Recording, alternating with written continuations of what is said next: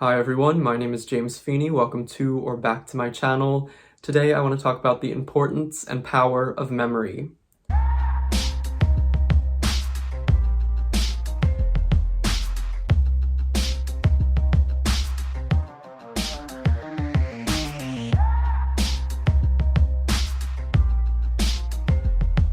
For me, memory is a crucial and pivotal part of my spiritual practice, and I would say my life journey at large. I love the idea of a life as a narrative or thinking of it in such a way, and I personally hold my memories near and dear to me. The past is something that I like to keep a very close and intimate relationship with, imagining my former self or former selves as contributing to who I am in the present and affecting who I will become in the future.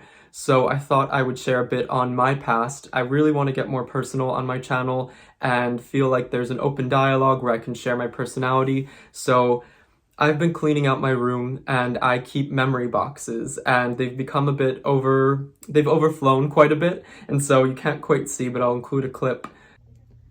Alright, so this is what we're dealing with. Years upon years of stuff piled into these boxes. And I've been packing a lot of it recently into this bag, just shoving it in because I didn't have anywhere else to put it. So now I have to sort through anything that's in there. But it's quite a bit of stuff, as you can see. I'm surrounded by all these memories, by all of these items that I use or tokens that I have from events and times in my life. I have this sort of, I guess, fixation or habit of keeping something from most things I do in my life in order to save and keep a memory or something that I can use as a touchstone to recall something that I've done or where I've been. And this is something I've done since I was quite young. I have things that I've personally collected going back to the age of maybe 5 or 6, some that I've sourced from being even younger than that from my parents and family members, but a lot of them are more so throughout my life as I became more of an independent human being who's grown into their own. And as I've sifted and sorted through a lot of these items, I've kind of been overwhelmed with feelings of nostalgia, and there's something about it that just feels really magical. I almost feel like I'm currently in the presence of many of my former selves, and I'm sort of holding this counsel for them. So for me, that is a very powerful spiritual experience, and I do like to think that I can draw upon some of these tokens or items or talismans, if you will, in my magical practice if I were to maybe want to draw upon a strength or a time of courage that I exhibited or felt I had at a certain point, and I have an item from that piece of time. I can then take it out and use it, but I do really just enjoy sorting through the items in a way that feels very meditative, and it makes me feel very grounded. It makes me feel very whole in who I am because I can then integrate what feels like all these aspects of myself that have existed at some point that I do have within me, but that kind of lie dormant or sit as foundation stones for who I am now. And I do like to pay them respect. In some ways, I almost view it as an ancestry sort of practice or paying homage to ancestors. I like to think of my former selves as ancestors of who I am today. So I have just a handful of items to my right that I thought I would randomly share, memories that I thought might be interesting, and it's really just to get to know me better for anybody out there. I'd encourage anybody out there as well to maybe share some of their own memories down below. I'd love to hear about just items and tokens you keep or what your practice surrounding memory and the past is like, if that's something you incorporate into your spiritual life, your magical journey, your sacred space, all of that. I'd be very curious to know. But I'm just gonna pick up a few things, maybe share, do a little bit of a story time, and speak to also how maybe they inform who I am today and who and how they can sort of permeate my spiritual practice. So there's no particular order to any of this, and I will have included a clip, so I really would be here for many, many hours if I wanted to even speak to each item, but I'll try to touch upon some of the major ones I pulled out. One of the older bits that I have is this piece of a blanket that has my name embroidered on it. My late grandmother, who died when I was quite young, embroidered this, and you might be wondering why I just have the corner of this blanket, and the story there is that My sister, I think, got goo or some sort of slime that we were playing with when we were quite young on the blanket, and it got all over it. And so we were only able to salvage the corner with my name embroidered on it. And I remember, well, I was quite young, but from what I can recall, I was livid. I was fuming. So for me, now I laugh about it, but at the time I was devastated when this blanket was sort of ruined, and I just remember like the visceral feeling I felt. Maybe this was really the first time I can recall feeling anger in some way. Actually, now that I think about it, I think it is the first time I felt that feeling. And it was almost hard to understand. And in retrospect, it's very interesting to try to draw upon what that feeling was to somebody who maybe didn't understand what anger was, or maybe there was this outrage or an inability to express emotion or communicate properly. And this is something I tie to that, as well as my late grandmother. Now, what else do we have in here? One thing, and I guess I'll speak to this category of item quite a bit, I have so many cards. If anybody out there has ever given me a card, if by chance anybody out there watching has sent me a card, there's a good chance it's in my memory box. I save pretty much every card from every holiday or birthday, or if there's just any occasion when I get a card, if there's something even remotely personal or heartfelt written in it, I feel like I want to keep it to look back on what others have said to me or about me, or how it reflects my relationship with a certain person, whoever it may be in my life. So I think maybe at the top of the list of the amount of one type of thing in my memory boxes, cards would really stand out. There are so many that I'm looking at right now. One I have here says, "You're a special friend." And let me see if it's too personal. Well, it really was just from my childhood best friend. I guess we'd gotten in a fight, and this was an apology card of sorts. I think we were pretty young, I want to say, maybe still in elementary school. There's this picture on one part. I won't show the part that's written out, but this was apparently supposed to be me. So this was really endearing, and I think I'm reminded of my past friendships, and also sort of learning to navigate difficulties when you're a little kid. It's kind of odd to have those fights with your friends and how you navigate reconciling or going separate ways. And so this was one of those more formative periods, and this card is something I still cherish and hold, and I think it's really like a sweet thing. Now, another thing I have is this heart. I guess this could almost be in the category of cards. I want to say this was from my 6th grade class on Valentine's Day. So we each had to make a heart of our own with our name in the center, and everybody in the class had to write something nice to us. So you would go around the class and write a little bit about each person. So it's basically a heart of compliments to you, and it's so funny. Some people didn't sign their names, and I believe this was when I was maybe like 11 or 12 years old, so the things that kids say are just funny to see, and I can only imagine what I wrote on other hearts. What do we have here? You have cool shirts. There are some insiders, I guess, from the class. Remember the tent, somebody said. I don't remember the tent. Just so funny to me. So this, to me, is just really endearing, and I can recall a lot of these people, the ones that have signed their names, so it's fun to look back on that.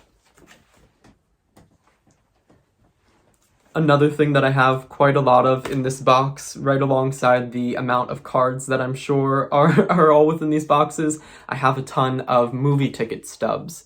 And this one in particular is from 2010, from the movie Salt. I remember it's the one with Angelina Jolie when she's a spy. So I have this. I keep all of my movie stubs, the little ticket bits. I know that now they're primarily electronic, but they have, at least at the ones that I go to, the option to get your ticket printed. So I'll still do that. I'm a sucker for keeping and wanting to know and remember which movies I went to and which people I was with when I went to see them. And this brings back a lot of memories. I think I really love the movie theater. That's a place for me that I consider sacred and calming, and it's quite an experience. Of course, during these times, you can't really go to the movies, but I go there to relax, to immerse myself in a world that is not my own. I enjoy the darkness and the comfy seats and the atmosphere and the popcorn and my little routine and just getting to look at this massive screen and almost feel like I don't exist and that I am just a being observing a story. So going to the actual movie theater and seeing movies for me is something that I really cherish and love. I'm afraid that these times may have put the final nail in the coffin of the movie theater industry, unfortunately.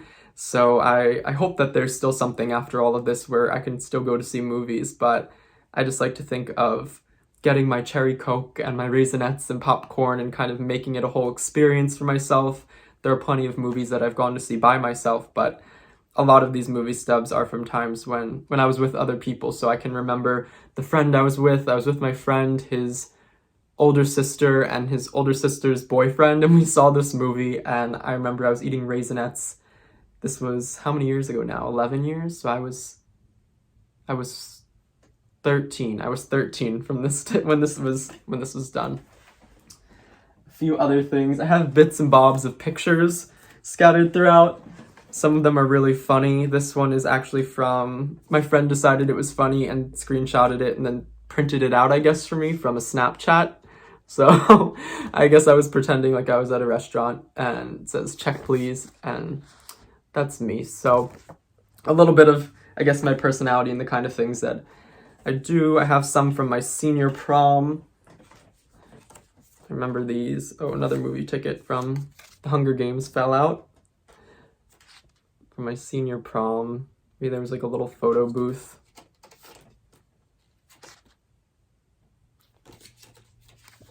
These are so funny to me. So there's that. What else do I have? From a family picture that we had done. That's me right there with my cousins. So funny to think about. And speaking to prom, I did actually save my ties from the two proms that I went to, my junior and my senior prom. And I remember one of the ties I actually bought outright, but one came with the rental tux, and I just didn't return it. I forget if I even got charged for that, but I was like, no, I'm keeping this. I don't care if I get charged, just because I love bow ties and I wanted to save them, because I always am looking for something to save, some memory to save from an experience, whether it's a receipt or something like that. There are so many parking receipts from just paying for parking, from train tickets when I would commute to the city or travel back home from school, things like that. And I can never remember the exact occasion that those things were on based on the date. There are just too many, but something about them I feel very called to save at the same time, just if by chance I can remember, if I can look at that date and remotely remember what was going on in my life at the time. But I have these two bow ties. This one I think was from junior prom because I had a lot of blue in my tux. I think I went for navy as my primary look, or gray and navy. Can't remember. And then for senior year, I got a little bit more bold, or at least I like to think I did. And so I went with black and red. So an entirely black tux, even the under the shirt part was black. And then I had accents of kind of like this crimson red. So that was cool. I have things like some of my old and former phones, so it's interesting to see the evolution of my technological life, and if I were to revive these and maybe look at the messages or the pictures, that's something I actually have done, and it's very strange in a sort of weird way to see who I was at those times. When I look to any of these events, the first thing that comes to me is the emotion usually that I felt at those times, whether it's happy or, in the instance of the blanket, almost the first time I probably ever felt angry. And so if I'm looking to maybe re-experience or kind of get or investigate that emotion within myself and how it's evolved over time, I will pull out these items and sometimes look to them and wonder if the way that I feel anger is different and how I express it now versus how, of course, very, very young child James would have expressed anger. And maybe there is some sort of truth or benefit to understanding how younger James felt it, or how it has evolved for better or worse, and what I might learn from that. So I have this cell phone, the back's like falling off. This is, I think it was called the Glide, I want to say. So that I have my BlackBerry. I had a BlackBerry for a little bit. For some reason I remember it being so much bigger when I was young, and the reason it's kind of cracked up and down on the front is because I was on a ride, actually one of those carnival rides that flips, so you're in it and it's like going like this and you're flipping through it. And I would ride these rides. I actually, if you asked me to get on a ride, I'd probably say no, or at least hesitate. I have a fear of the ride itself, but once I'm on it, I love it. But with rides that flip you quite a bit, I am very prone to getting motion sickness. It happens in the car very, very often. So I remember this time my BlackBerry flew out of my pocket. It flew out of the actual cage I was in as well. It like clattered around for a while and hit me. It flew out of the cage, so I had no idea where it went. And then I remember I was really trying not to throw up, and I was in this ride with my sister and her friend, and I was using every ounce of like inner self-control of breathing to not throw up, because we were in this confined little cage, and if I did, it would get all over all of us. So I remember I got off the ride and the guy was holding this, asking people if it was there, so I grabbed it and I didn't even make it off the platform. I had to go over the little gate and just throw up. And yeah, this really does bring back quite a visceral feeling in me of trying to control my actual bodily functions. And then also when this flew out and I was like, damn it, my phone. So there's that. I think this was my first iPhone, an iPhone 4. Nice and chunky, small iPhone. It's so crazy how big they've gotten, but also how thin and what they look like now in comparison. Well, I shattered the back. That much happened. I remember how that happened. And then I had this little case. I have bits and pieces from my Cub Scout days, my badges that I guess never ironed on or put onto my little uniform. I remember I had such mixed emotions about being involved in Cub Scouts, and my dad was there with me, so there was that. So it was a great bonding experience, but I think I was a little bit I was quite a precocious child, and so I didn't like to follow the orders. I've always had issues with authority, and so I think a lot of it was me potentially misbehaving or rebelling a bit while being at these events. But I do remember like the Pinewood Derby, where we had to make these little cars and see how fast they would go, and I got so into it and so competitive, and I remember I did pretty well that year, I think. But interesting to think about. I also, of course, have pictures from when I was young. I like to save my school IDs or just random forms of photo ID I got throughout my life for certain things. This is one when I was in 6th grade. So how old is 6th grade? Like 12? This is little James. And it's interesting to see like what haircut I had and why, and the way I dressed. I look rather unfortunate in this picture. I don't know what it is about the facial expression. I think it's just peak awkward time in life. I like to think about those and how those informed my progress in who I became. Growing out of that and even reaching a point of self-realization that I was kind of just not very comfortable being who I was, and making conscientious choices to become somebody I was happy with and be myself. So there's that. I have these Harry Potter collector cards, so I guess my cardomancy days in some way, shape, or form started when I was young. I don't know if anybody else ever had these. These are the Harry Potter trading card game. I remember they used to come in these little packs, and you never knew what you were going to get, so you couldn't just buy like a whole pack and know what was in it. You would get these little random sleeves that maybe had like 10 in them, and it would come with a piece of candy. And I remember I would beg my mom to take me to Toys R Us to get one of these because I wanted to get every single one or have all of them. I'm not sure I even learned the structure of the game. I just loved the pictures and what they had to say. But there is a rhyme and reason to this. For example, we have Forgetfulness Potions. It's a spell card. To play this card, discard one of your cauldron lessons, something like that. And then you get a little thing a quote at the bottom. Snape made them all nervous, breathing down their necks while they tried to remember how to make a forgetfulness potion. So these were just always a hoot. But to think about the fact that my card days, I guess, started when I was young, I kind of just liked to flip through them. And my room was completely decked out in Harry Potter as a kid. And I remember one of the first Christmases I really recall, I got like a cloak, a hat, Lego kits, and all of these Harry Potter things, and there's pictures of me just like looking like a wizard in my pajamas, and this definitely reminds me of that.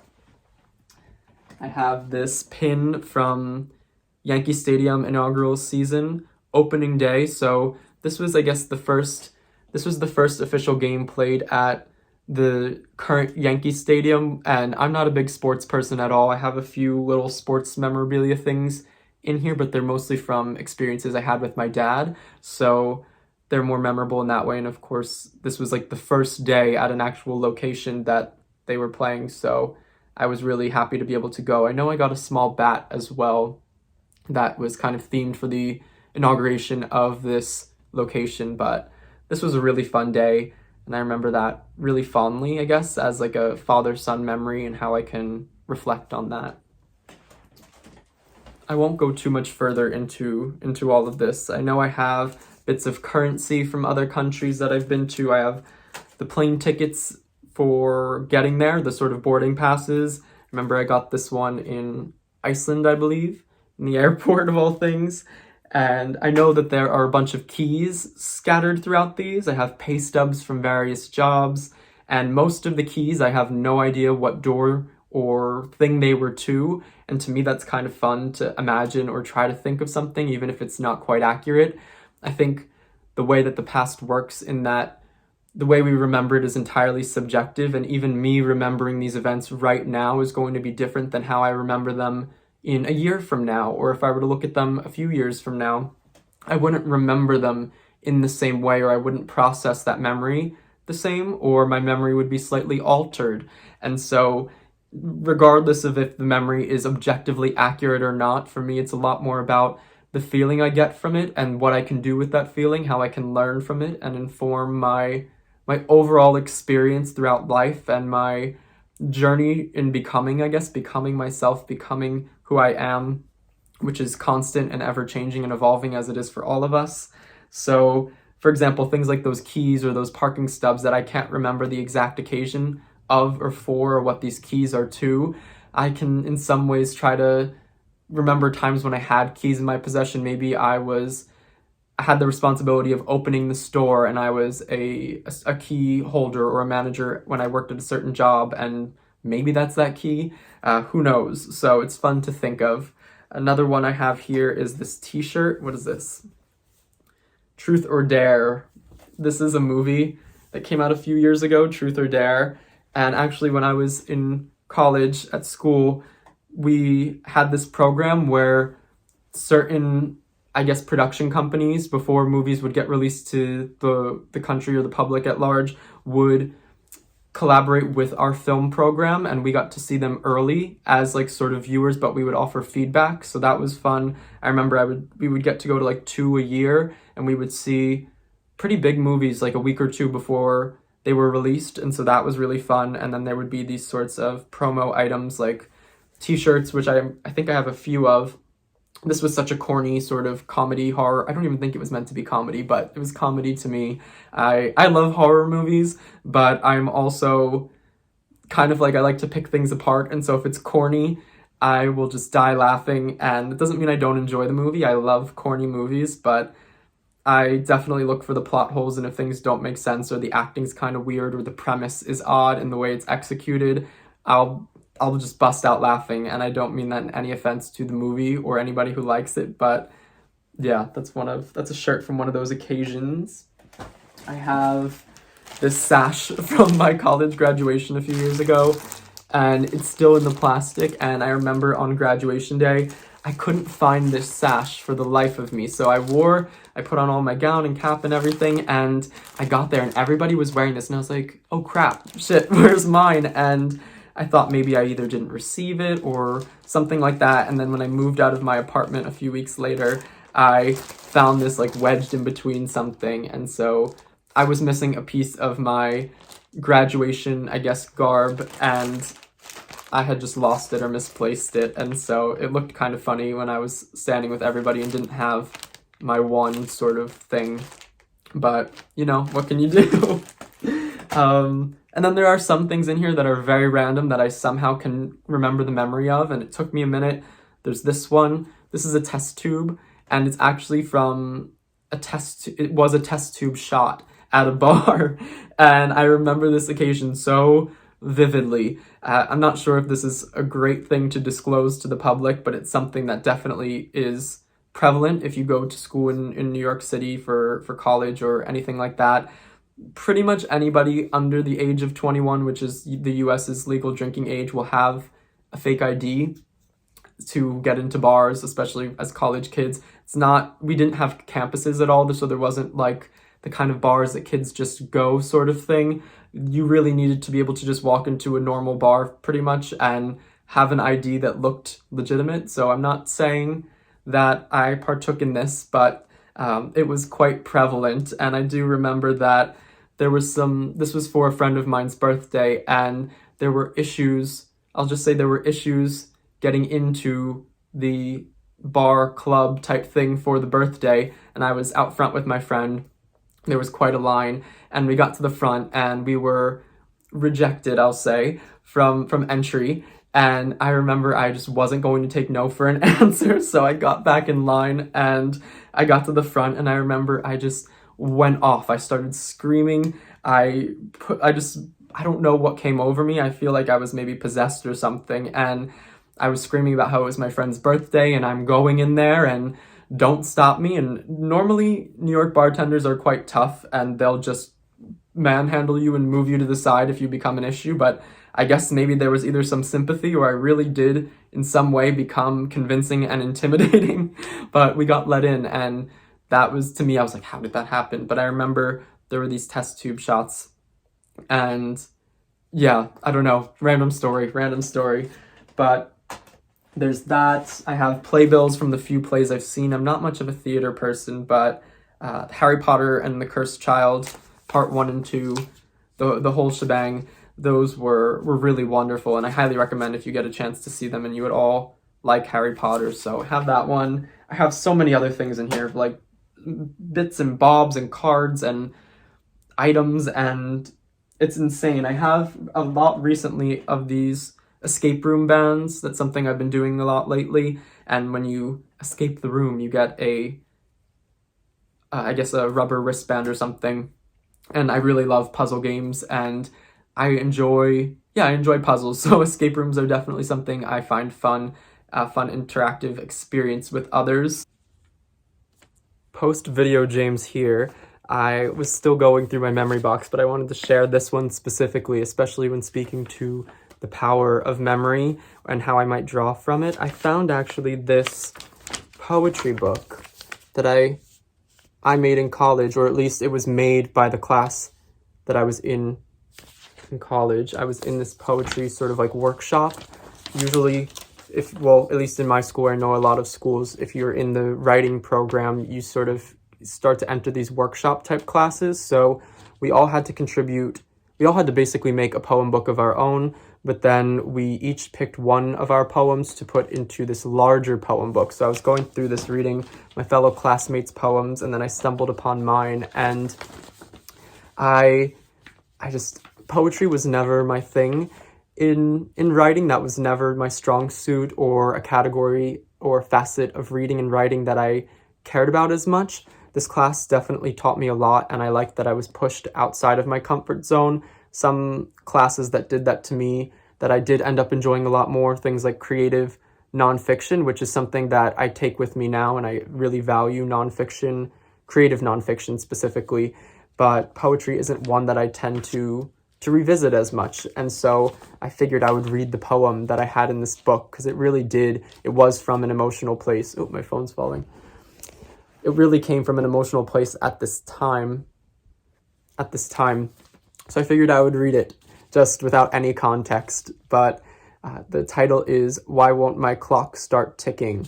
And I sort of made it in this format because it felt like hourglasses in a way. So the idea of time is really what's prevalent in this poem, but time that's tied to harder emotions. So I'll just read it. Why won't my clock start ticking? It's been weeks since time became the center of my existence. It's also been weeks since you left the center of my existence. Replacements are cheap and tawdry things, and I will not put a bookmark where a novel once sat. So the thing that fills everything became my priority. 1 week since I've seen you, 5 days since I heard from you, 3 days since I last used social media to check up on you, 2 minutes since I last thought of you, and the time that fills your void is killing me in a way that is worse than I felt when I knew I needed to let you go. Is my phone moving? No. Instead of feeling your breath on my neck, when my restless mind won't sleep, a clock is stopped in my covers, holds me in the dark until my weak mind crumbles under its heavy hand. You were the gears in my machine, and you made me tick in a way that I can no longer manage. I'm rusty, I'm worn. No one to set me back or spring me ahead. No one to keep me punctual or perpetually performing. I sit still with time, and my only measure is you, and when I had time with you, the time I have without you. The time that stopped with you was so much better than the timelessness of your absence. So that was the poem I contributed to the book. I guess I was feeling like that was something I wanted to get off my chest at that time, but it was just thought I would share that. And so that's definitely more of an emotional type thing that I can use to engender feelings for whatever purposes, or at least to just sit with them. So yeah, that about sums it up. I thought I would just share a few of the stories and bits of my memories from some of my memory boxes and speak to why they're so important to me and why I hold on to all of it and what I gain, I think, from holding on to it. I do have this deep-seated sort of compulsion to keep tokens and talismans from my experiences. I like to imagine myself as a story with many pages or a machine with many parts. I don't know exactly the best way to describe it, but they all speak to a different facet of myself.